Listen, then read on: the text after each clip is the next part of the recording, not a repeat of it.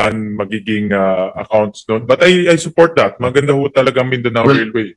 Senator Villanueva was whispering to me that there's only 12 senators here, but I was informed my sister is here, so there's 13 already. So we can decide. The second question also is, it's music to the ears of our majority leader that meron tayong quorum. So the second one, I do not know if fully capable na ang DOTR of building the Subic Clark, unlike the ano, but can we consider that sa BICAM if they say that they can do it? Kasi yung sa Mindanao, sinabi na nilang diretsuhan eh. Yung sa Subic Clark, they said na totoong since 2016, 2017 pinag-uusapan. Nung una hinihingi natin yon as a grant, and then ngayon pinackage nila. Ang problema sa package, ano eh, pag hindi na-approve yung buong package, hindi rin siya approve. Yeah.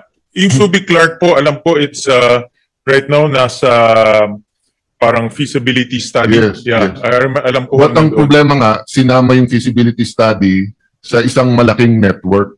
Sinama sa pati dun NSR, sa North-South Rail. Yeah, but anyway, let me just put that on record and be a kind colleague to Senator Lapid, who's from Pampanga, no, Pampanga Tarlac, and see sa BICAM if we have some room to look at that project. In principle, minority leader, I support transportation, logistics. Talagang naghahabol lang tayo. In fact, yung mga ginagawa ho natin ngayon is just playing catching up. So I support that. No, and I will tell you why. It's because of our experience in Fort Bonifacio or BGC. Imagine, ang buong Fort Bonifacio is over 500 hectares, ang BGC is 100 hectares, but look at the development. Samantalang ang Clark is between 27,000 to 30-something thousand hectares, depende kung isasama mo yung mountainous areas, puwera pa Subic. So if you can really fix you have a beautiful international airport in Clark, you have a deep port in Subic. Subic is very not only symbolic but important in our fight sa West Philippine Sea, di ba? It's in the future, pwede talagang ayusin ng ating Navy yon. So if you really have a train tama ho kayo. for goods and people between Clark and Subic, even yung synergy na inimagine ng mga Amerikano when they built it in the late 1800s, early 1900s, can be fully utilized if we have that. No? But yun nga, natatakpan ng mga, how do I say it, no? Yung mga mas urgent. So I think these two railways, Mindanao and Subic Clark, are both as important as others like the subway. But sometimes kasi pag napapanood mo sa news, araw-araw na traffic, nagiging mas urgent yung iba.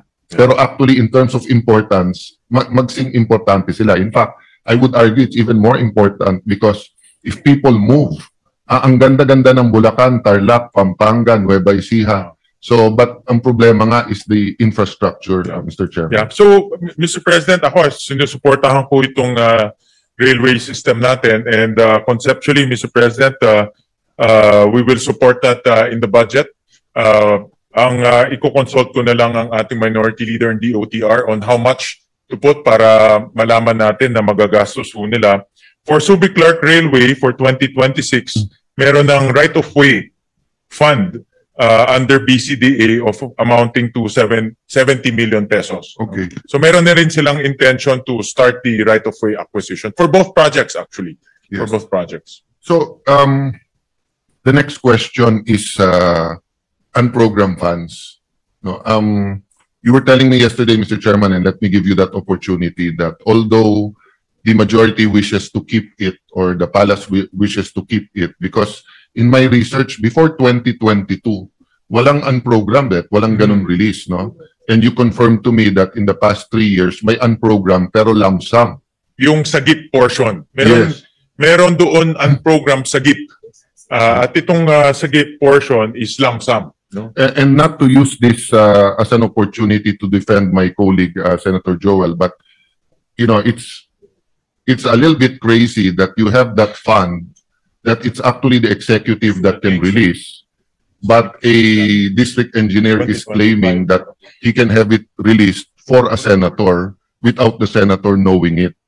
So I leave that to those investigating, but I'm just stating for the record na nakakabuang isipin na pwedeng ganon. So my first option is to ask na tanggalin to. But if we keep it, the chairman was telling me he has some reforms and some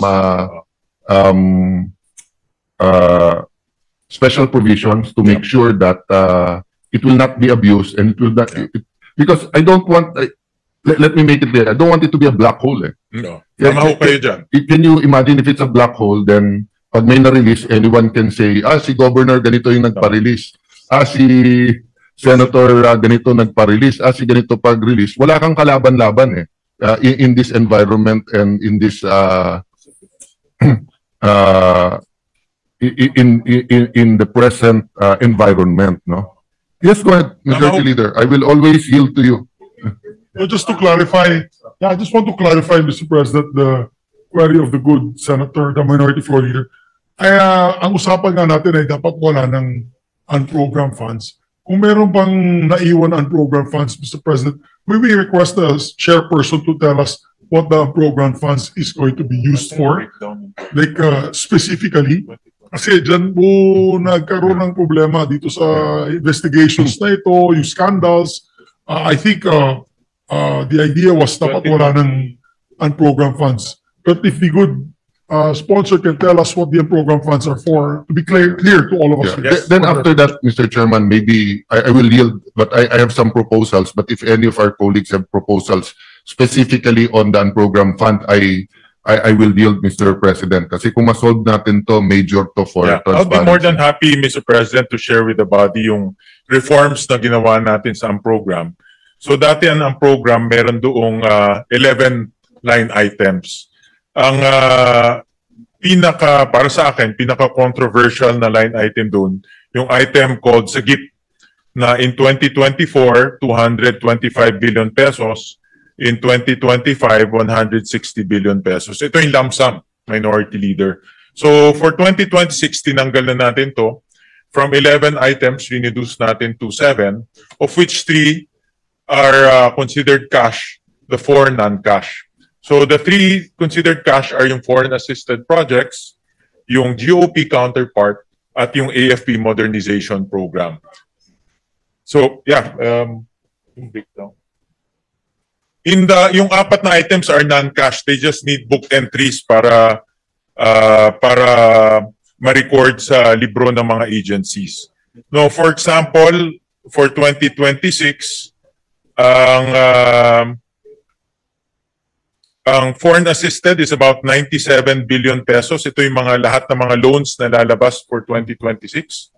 Yung GOP counterpart of those loans is about 35 billion pesos.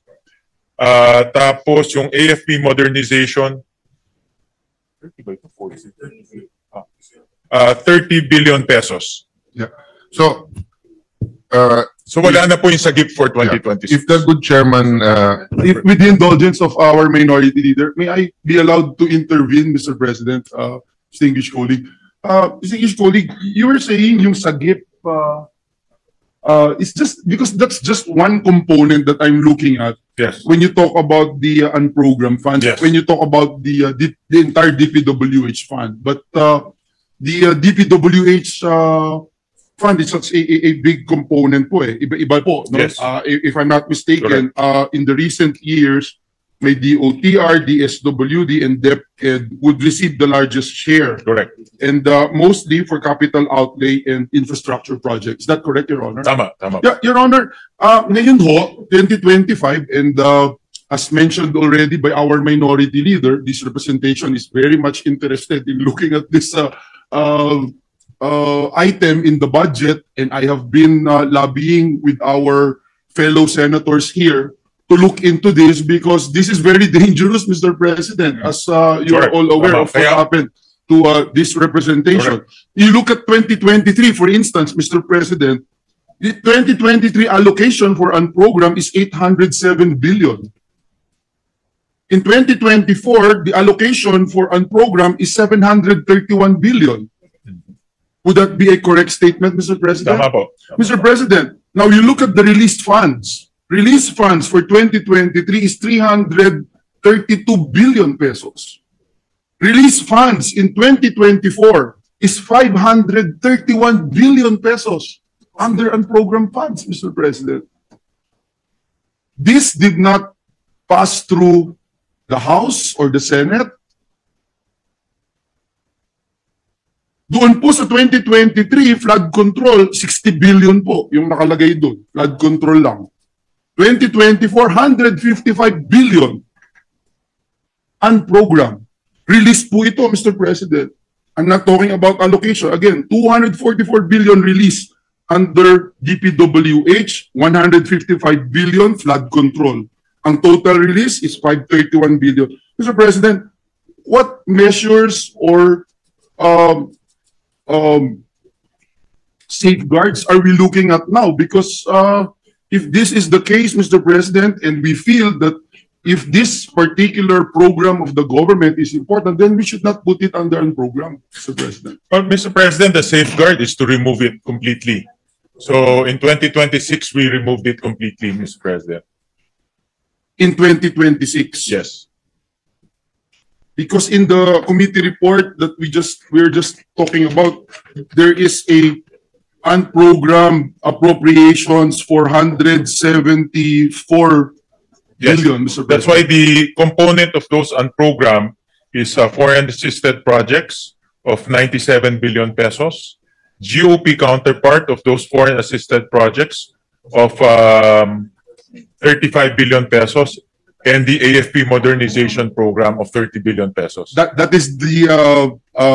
is satisfying, Mr. President, Yes, to hear Mr. President. from our chairman, and that is why we need this. Correct. We need this data, Mr. President. We cannot just rely on summaries, Mr. President, because if that is the case, I will definitely not support the unprogrammed item here in the budget, Mr. President. Well, Mr. President, that's why during the Blue Ribbon hearing, we lumabas po doon kung paano po naabuso yung unprogrammed, and His Honor knows about the abuses that were made during the past. Kaya po tinanggal na po yung mga ibang components, especially po yung sagip. Yung po yung tinanggal dahil yung sagip parang ginawa ng parang catch-all fund for all of the different expenses of government. Nandun na infrastructure, nandun na rin po yung kagaya ng sinabi niyo, yung DSWD, meron pa nga doon ICT, so naging catch-all na siya. But definitely nagastos po yan. Malaki doon na portion na gastos for infrastructure, especially flood control, Mr. President. Thank you very much, Mr. President. And that's really why I am allergic, Mr. President, to unprogrammed funds. Because any Tom, Dick, or Harry can actually pinpoint anyone, a senator, for instance, that you would know after 2 years that you are part of the unprogrammed funds. Mr. President, just to put on record, Mr. President, ang unprogrammed funds, doon po sa mga pinapasa nating GAA, meron po siyang provision. Hindi ba na hindi ito kayang i-access ng isang tao lamang, gagawa ng proyekto, at kagaya po nung sinabi doon sa Blue Ribbon Committee, naparelease po niya, Mr. President. Is that correct, Mr. President? Tama po, doon sa mga previous. We also do we have it still in? No, we don't have that anymore. In this particular wala na po kasi 2026 limited budget? na ho yung use ng unprogrammed to foreign assisted projects and revised AFP modernization. But we have a provision for the release of these funds, Mr. President, that indeed we put in, we usually put in our GAA that if there are excess revenue collection, new revenue Yes. collection, will that be part of this 2026 Yes, Mr. President, GAA? because that will be used to fund the foreign assisted projects and also the modernization program. Yes, and I agree, Mr. President. And just to put again on record, nandyan po, Mr. President, excess revenue collection, new revenue collection, or those arising from new tax or non-tax sources, at yung approved loans for foreign assisted Tama projects. ho Is kayo. that correct? So again, Mr. President, it strengthened the idea on how we can access unprogrammed funds na hindi po ito maaabuso Tama at ho hindi kayo. po pwedeng i-claim ng kahit sino o isang